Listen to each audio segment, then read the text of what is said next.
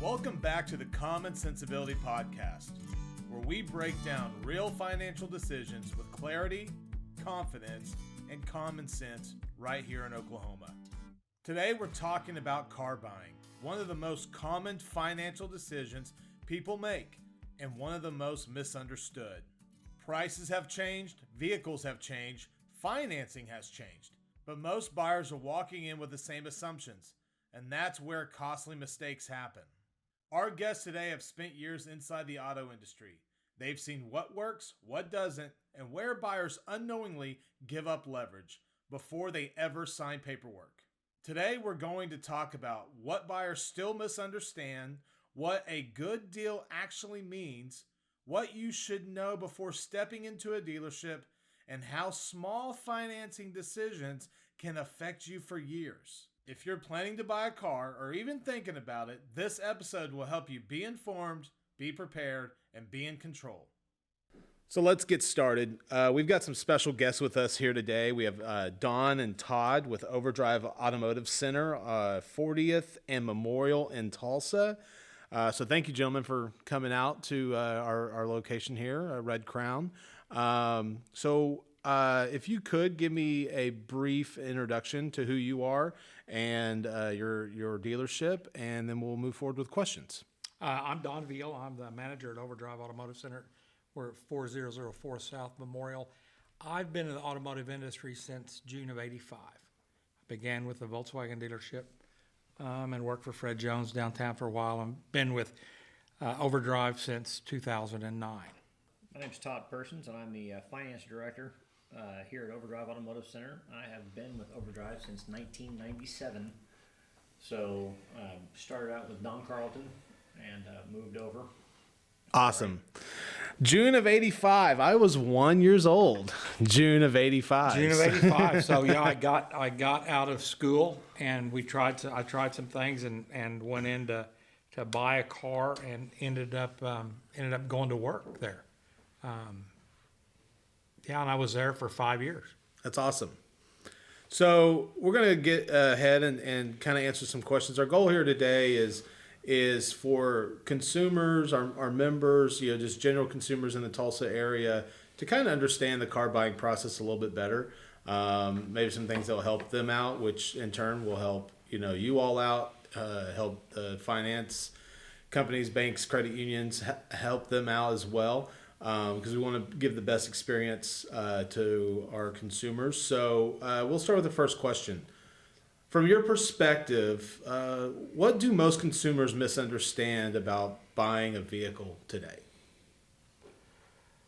I would say the illusion of confusion. The societies became so convenient based. If an individual will do some diligence and figure out what it is they like, right? And then begin the process, okay? It's easy for me because I know I'm a value guy. Most people aren't. And then I would go to my local bank or credit union and get pre-approved. And I'd check the loan to values on the vehicles and I'd make sure that I was paying a fair price for what I want. So you said the convenience. Everyone wants convenience. They're all online. They're all on Carvana. They look at Car Gurus or Auto Trader or TrueCar or wherever, and the market's not as tangible as what it used to be. Cars just show up at people's homes, and consequently they end up with something they don't really need or want. They thought they did, right? And consequently they ended up overpaying or overextending themselves for not really what they really wanted, if that makes any sense. Yeah, that does. You need an understanding of what you want to get into to begin with. The worst thing you can do is walk into a dealership and say, I'm here to buy a car and I don't know what I want. You've got to have an idea of what you're looking at. Otherwise, they're going to put you in something that's most convenient for them. Gotcha. So I'm going to skip to our fourth question then, because this is kind of talking, is if someone is walking into a dealership tomorrow, what should they know before they ever sit down with the salesperson? It sounds like they need to know the make and model roughly. Not really, no. Oh, really? So what they need to know is what's important to them. What features are important? 2-door, 4-door, car, truck, van, SUV. How many people are going to be riding in it, what they're going to be hauling in the back of it, whether they need an all-wheel drive or a 4-wheel drive, or whether a front-wheel drive is adequate. And then they need to know where they need to be as far as their payment and what they can truly afford, not what somebody tells them they can afford, right? In today's market, younger people are overpaying, right? I can't tell you how many kids we have come in, and I say kids, 23, 24, 25, 26-year-old young adults, right, who've just started out and they've got a $900 truck payment. They can't any more afford that than they can fly.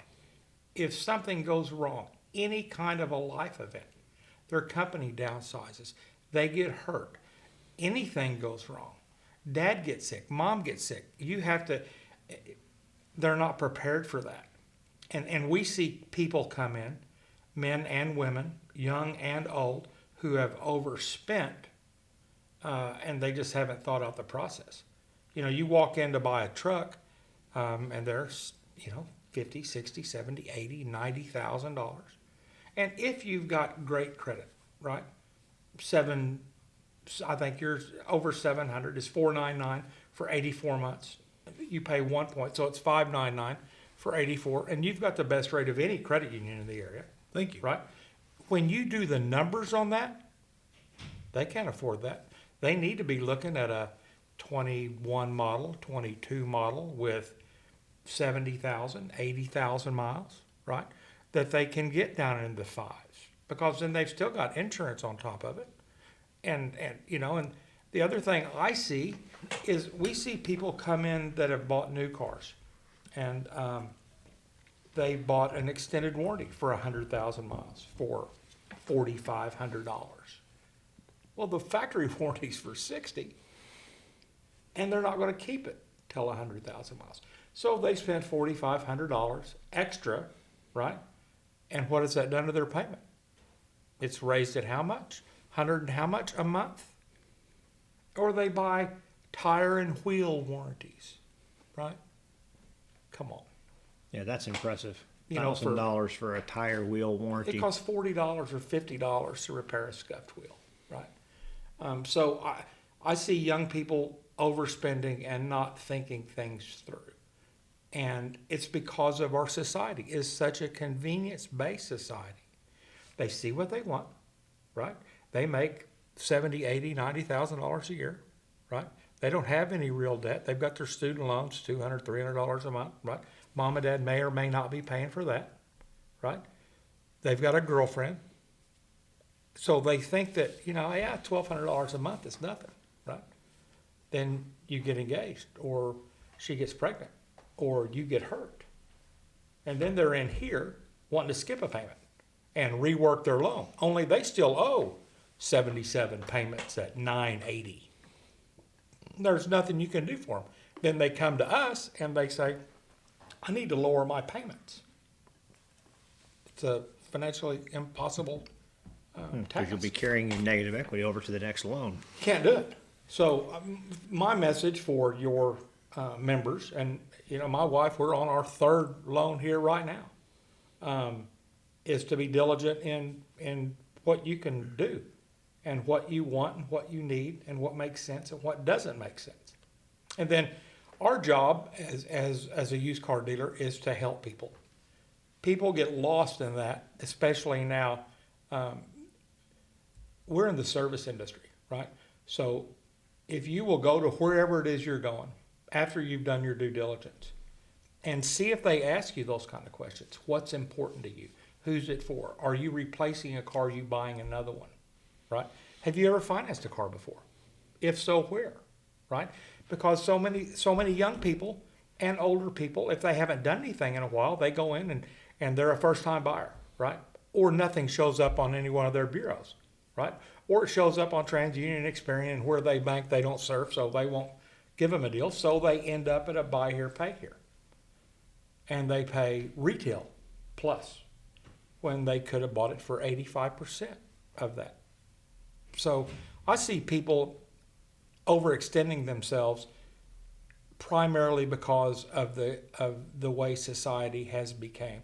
Everybody wants it right now, right? Correct. Yes, I've seen that. I've been in the industry for 20 years, and I've seen everything from people paying cash to people paying for a car for upwards of 8, 9, 10 years. And it's kind of baffling sometimes. So you've actually answered a lot of my questions, but I do want to kind of go piggyback off of one of those. So we're talking about convenience, and we're talking about people overextending themselves. How has the auto industry over the last 5 to 10 years changed, not only with the consumer and their habits, but also the cars and the increase of technology, which is increase of cost, but also you would hope increase of reliability? What have you seen that's been different in the last 5 to 10 years? Well, Merle Haggard said it. I wish the Ford and the Chevy still last 10 years like they should, you know. He sang a song, right? It's a pretty popular song. You know, any kind of company, any kind of industry, they design things to last X amount of time, right? Everything used to be made out of steel, right? Now it's made out of plastic. So, I mean, they just don't last as long as they used to.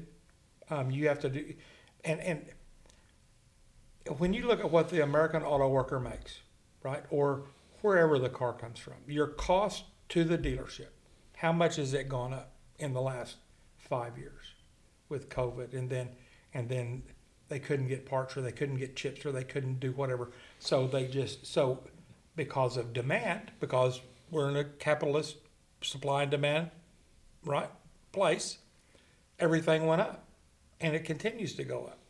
So, and I think there's a little delusion as to these cars are great and these cars are horrible, and don't buy this, don't buy a Ford, or don't buy a Chevy, or don't buy a Dodge, you have to buy a Honda. It depends on who takes care of it. You know, if you take care of your car, you could get a Monday, Friday car, right?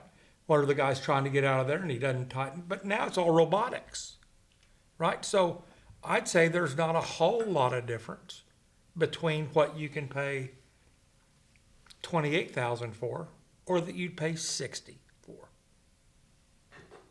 So, I mean,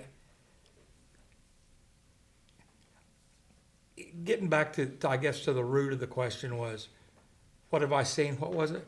What have you seen over the last 5 years, 10 years in the industry that's changed? Consumers, of course, you've already kind of answered that. Changed the cars, the reliabilities, the new technologies. I guess maybe the thought of, you know, the EVs and the electrics and things like that. I don't know if you deal with a lot of those, but You know, we've done a little bit with EVs. You know, Tesla makes a great product. That's as far as I'll go. You know, you couldn't melt me and pour me in one because you don't have any range. Where are you going to go? Mercedes makes a beautiful vehicle, but how far can you go? Right? How far can you go? So, I mean, if you live in a retirement community or a gated community, and you don't have to, and you have that for your around town stuff, right? And you have something if you want to drive to Dallas or Kansas City or Nashville, right? And you have another mode of transportation, I think it's great. But, you know, they're kind of pricey. We've had a couple Teslas, even one of the Plaids, and they're great cars, right? But you better be ready for it. Yeah, I mean, they're not for everybody. Yeah, we actually talked about that the other day. If I had a different job, the 9 to 5 that I worked downtown, I would most definitely buy an electric car that I could drive back and forth downtown, home, plug it in, downtown, home, plug it in, and have my little Nissan truck that I've got as I'm going out of town. I'm going to Oklahoma City, or I'm going to Dallas. I have that to go for. But as far as a everyday driver, I would have gone with an electric vehicle or a hybrid. Yeah, I'm just not a fan. I'm just too old school. I'm an old man, right? I'll be 65 next month, and you know, I've got some friends and know some people that have the nice ones, right?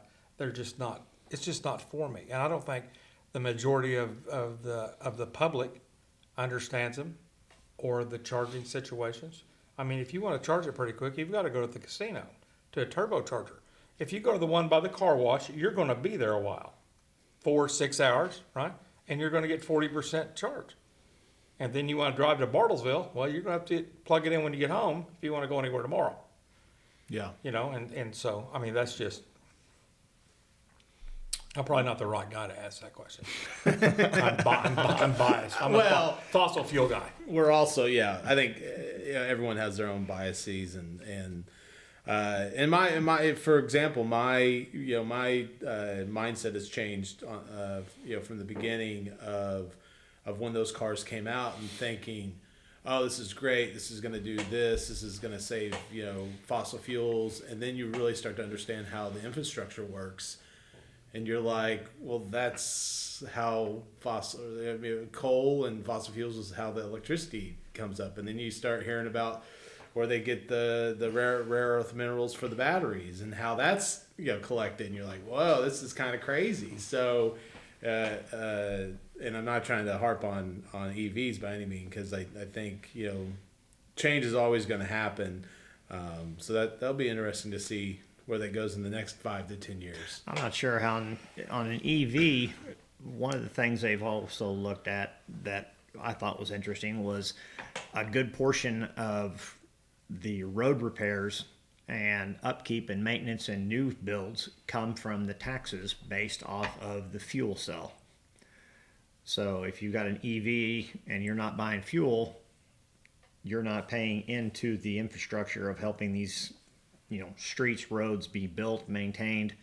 That's where the income comes from that. So I think they're going to start, finding a way to build the tax. Right now, everybody's saying there's a tax credit. You can get this off, but I think it'll be coming back around to where you'll be paying in during your taxes. I could definitely see that. So a couple more questions here. And you may not know this as well, but maybe you do. So, can you think of any of the biggest red flags consumers should watch for when discussing financing that sound normal but actually cost them long term? Well, the first thing they should do is they should go to their local bank or credit union ahead of time, and they should find out what they qualify for as far as rates go, because that way they make sure they get the best deal for themselves. I would start with that. Okay. And then, it goes back to what equipment's important to you. If you go in looking for a all-wheel drive cloth car and you end up with a leather one with panoramic sunroof, and or if you go in to buy a Jeep, right? And you want to buy just a normal Jeep Wrangler, and you end up with a lift kit, and you can overspend. You just need to decide before you go shopping where your parameters are and stick to them, right? Yeah. Because that's where I see people get in trouble. People have a mindset, we like these cars. We like the Audi Q5, we like the Jeep Grand Cherokee, we like the Nissan Murano, we like the Lexus RX. Right? Know what you're buying. Know what you're considering buying before you go. Otherwise, you'll get bumped. It's like, I need a 3-bedroom, 2-bath house, right? And you go look and look and look, and if anybody's worth their salt, you end up in a 4-bedroom, 3-bath, right? You went from $210 to $485. I mean, that's a little bit of a stretch, but in our industry, it's our job to build excitement, right?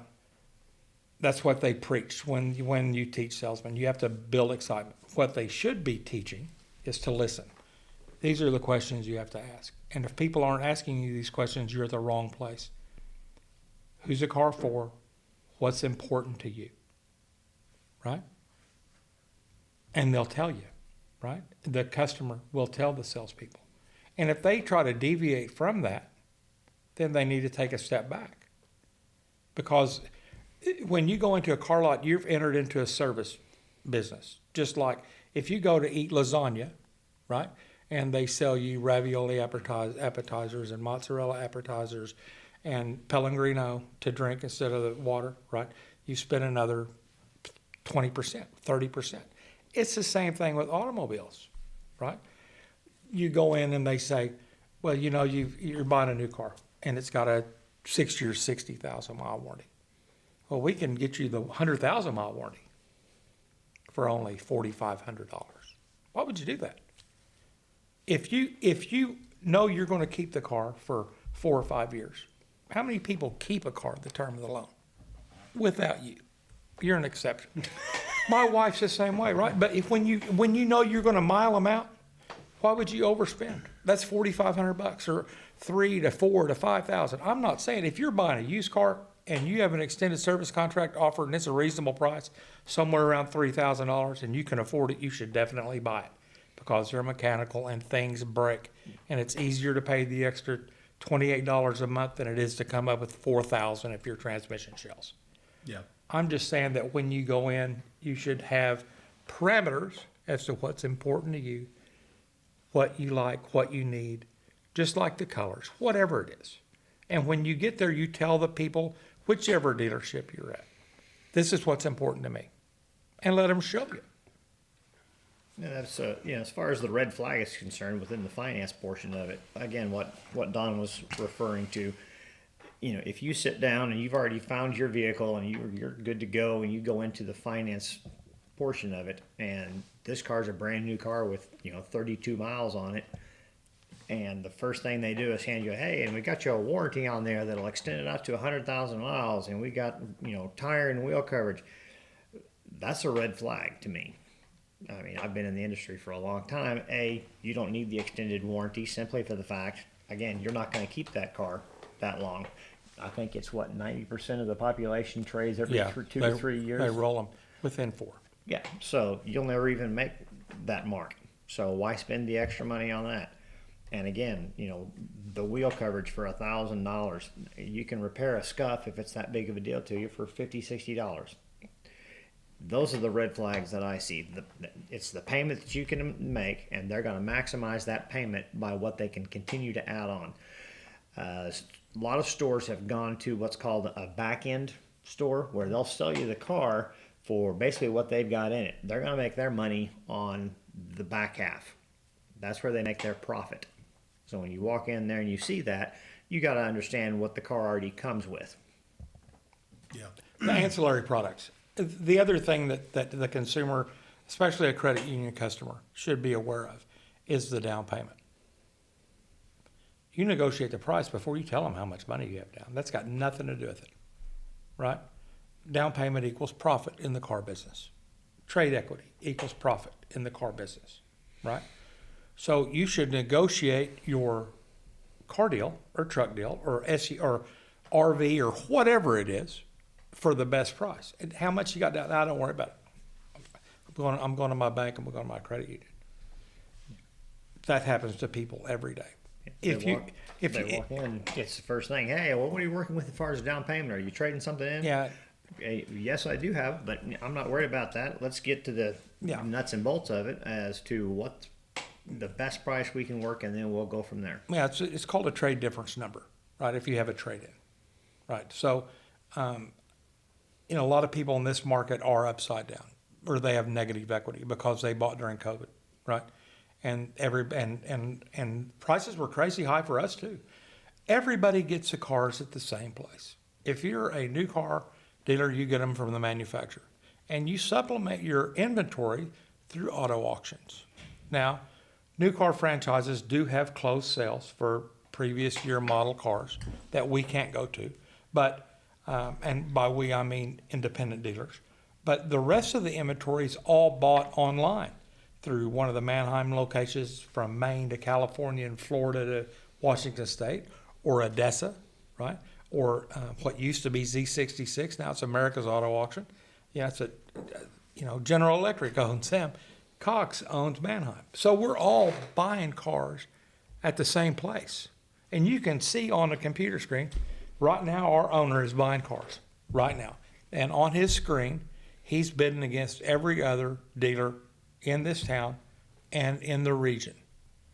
This morning, Todd and I went through the list and we marked 93 cars. 93 cars that would fit our program. And if we're lucky, we'll get 12 to 15 of them, right?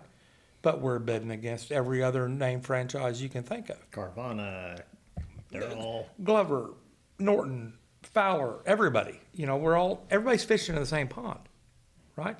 And then, so obviously you want a Carfax, right? Or an auto check, right?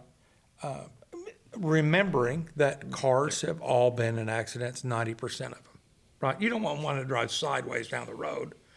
But as far as red flags go, which was the question, someone that's not interested in your wants, needs, and desires, who keeps trying to push you away from what you're saying you want, right? You need to pull back, or maybe go to lunch and come back, or go to lunch, and if you're at one Dodge dealer, go to the other one, right? If you're at South Point, pull back and go to Nickel, or go to Patriot, or go to wherever. I'm not saying not to go anywhere. I'm simply saying, as far as red flags go, if the dealership employee is not listening to you and they don't want to know who, why, what for, what's your deal, what's important to you, then you're at the wrong place. Good to know. Yeah, I was lucky to buy a car back in 2018, and my goal is to have it for about 10 years and Perfect. paid it off, and then probably we'll go back to that dealership because they've been great to work with. I mean, they do all my maintenance, and it's a great their service is really top notch. So couple more questions, and then we'll get you guys out of here so you can go buy some more cars. So looking ahead, how do you think car buying is going to feel different for everyday people over the next few years? And we're talking about, I guess, again, technology, how they buy cars. You know, right now you're saying they're buying online. Now we have AI coming into the fold probably, and maybe you can discuss how that could affect your industry. But also younger people more and more are not driving as much. There's always the talk about having cars that are just going to drive us around. We're not even going to own a car. What do you kind of see, at least in this market? And we may be a few more years behind, but what do you see coming through the pipeline of how it will affect y'all's day-to-day business, but also the consumer's day-to-day business? Well, everybody thought a couple of years ago that, Ford wasn't going to have personnel at dealerships, and some of the other automobile makers, you were just going to go to a kiosk and order a car. And that was a concern for the smaller guys like us. I don't think that, that comes back to the red flag. I don't think that if you're going to buy a used car, you don't want to do any of that. You better go see it, feel it, touch it, drive it, smell it, all that before you do anything. As far as new cars goes, they all pay the same, ish, right? So if you can buy a car and depreciate it out, right, and you know which one you want, then you go with whoever you have the best feeling for. I think as far as new cars go, it could swing that way, but with the price of cars, I think it's going to come back the other way, because the salaries and wages aren't keeping up with the current cost. Now, that may get better. I think it probably will get better with the administration we have in now. That's what I see. Okay. I know you've touched on this quite a bit, but I just want to, last question is if you could say 5 things for a first-time home buyer or first-time car buyer, what would that advice be? Again, I know you touched on a number of them, but if you could just narrow down 5. You're going into a dealership or you're wanting to buy a car, what are the 5 things they need to know right now? Your budget. First of all, your budget. What can I truly afford, right? Your payment to income needs to be no more than 15%, right? That's just what it needs to be for you to make it, in my opinion, right? You need to know what you can afford. You need to know what is important to you and be realistic. You said 5 things. 3, 4. I mean, you when you first go to buy your first car, right? You need to do all kinds of research. You need to know the models that you like, and you need to call your insurance agent first and find out how much the insurance is going to be, because some of the normal cars that you see every day, and I'm not going to name them, that you would think have reasonable insurance rates, they're crazy high. Domestic four-door sedans that you see a lot are very expensive to insure because they're plastic and they're in an accident and they total them. So the insurance rates go up. So you need to know, if you have 2 or 3 models that you like, hey, call your mom's or your dad's or your State Farm, Farmers, Allstate, independent insurance, and say, what's my insurance going to be with a $1,000 deductible? And what's my cost going to be? And factor that in to what you can afford, so that you don't go in to somewhere and someone has exactly what you want and it's close to what you can afford, but it still makes sense. And then you call to get your insurance and it's triple what you thought it was going to be. And now that car's not affordable for you. And you're in the finance office and they're wanting you to bind coverage and sign your papers. And a lot of times they do. Right? Well, what are they going to do? Right? I mean, what they thought was affordable now is not. Right? So you have to do your due diligence, and that's where this generation needs to slow down. Right? And we sell a lot of first-time buyers cars. Right? But we're a little different in that we sell a lot of cars, but we want to help people. We want to make sure they come back and back and back. We've been at our location since 1997. Right? So that, I'd say that's the 3. Know what you like and want. Know what you can afford. Check your insurance rates. And then when you're at the dealership, I mean, you can ask for the Carfax or the auto check, right? And be mindful of, and check the tires. I mean, little things. You want to check the tires and make sure that they've got adequate rubber. Because if you don't, you buy this car, you stretched a little bit on the car, you stretched a little bit on the insurance, and now you've got a flat, and you go to the tire store, and the guy goes, yeah, I can't really fix it. There's nothing left to fix. And by the way, you need 3 more. That's going to be $880 or $1,100. I don't have $880. Well, we've got this Synchrony Bank, whatnot, where you can press right here, and we'll put them on for you today. Have a payment in 45 days. No interest for 6 months or whatever. Well, they don't pay it in 6 months. It really means 5, right? And then it's 30% on top of that, right? So now you're fighting a payment, an insurance payment, a tire payment. Oh, it needs an oil change. Don't forget your TT&L. Don't forget your tag, tax, and license. I mean, so they just need to be mindful of the overall expense and what you're going to incur from the beginning to when you put it in your driveway or in your apartment complex or your condo or whatever. Yeah, a car is the second most important purchase they're going to make. So when they sit there and they go to sign on that dotted line, they're making a commitment to the credit union that they're going to make their payment, that they're obligated to make this payment. It's going to reflect on their credit reports, which will follow them, and it will increase their buying power for interest rates on their next vehicle, things of this nature. So like what Don was saying, be mindful of what you can afford, because that number on that line is what that credit union, bank, whatever is expecting to be paid, just like a house. That's the number one purchase you'll make. That is correct. And I've seen a lot of those over the years. Anything else that you guys can think of that you want to mention or talk about for? One thing I'd say is before COVID hit, you could buy a car and the car was, everybody had the same mindset of the value. Okay, you'd go in there. This is I'm looking for an $8,000 vehicle. Okay, well, these are the $8,000 vehicles. Well, since COVID hit, prices have gone up. The buying power has reduced. The price of the vehicles have gone higher. So that $8,000 car was at one point that $8,000, but you're buying an $8,000 car that 2 years ago was a $4,000 car.